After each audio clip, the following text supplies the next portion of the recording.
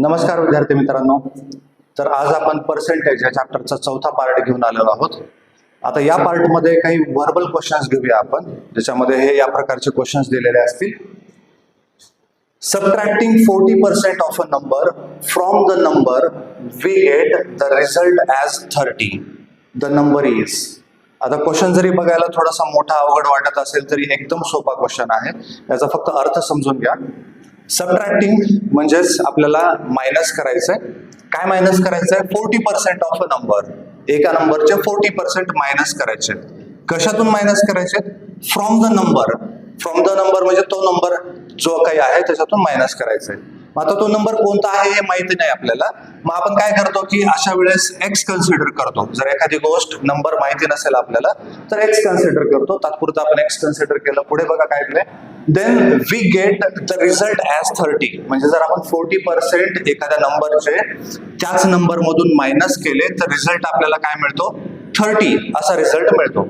आता हे सॉल्व्ह कसं करायचं? तर इथे एक्स घेण्याच्या ऐवजी लक्षात घ्या, कोणताही नंबर, हे मी अगोदरच्या व्हिडिओत पण सांगितलंय, कोणताही नंबर स्वतः 100% असतो.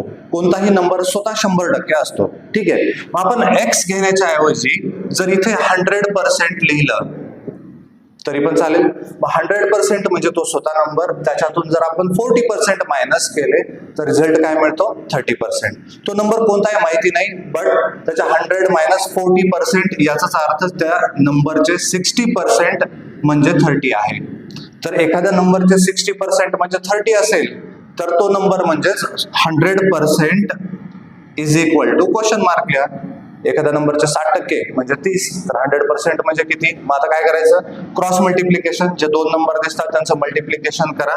सो 100 मल्टिप्लाइड बाय 30 अपॉन जो हा इथे एक नंबर राहिलेला आहे तो लिहा 60.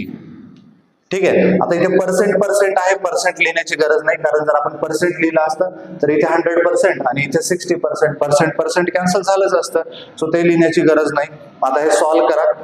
30 आणि 60 म्हणजे 30 ने जर डिवाइड केलं तर इथे 1 आणि इथे 2. परत 2 ने 100 ला डिवाइड करा, इथे 50. सो आन्सर आलं आपलं 50. म्हणजे आणि हे असंही तोंडी आलं असतं तुम्हाला, 60% म्हणजे 30 आहे, तर 100% म्हणजे किती? 50 आहे. सिंपल आहे. तर या प्रकारचा आणखीन एक क्वेश्चन घेऊया. तर असाच आणखीन एक क्वेश्चन लिहिलेला आहे आपण.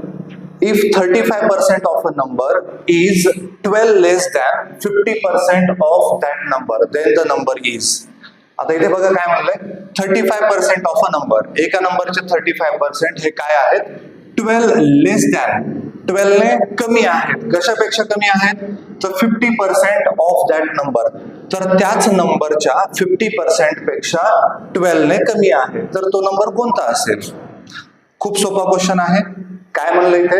50% आणि 35% यांच्यामधला डिफरन्स दिलेला आहे. सरळ सरळ नंबरचे 35% 50% पेक्षा कमी आहेत, याचाच अर्थ आहे नंबरचे 50% आणि त्याच नंबरचे 35% यामधला डिफरन्स आहे 12.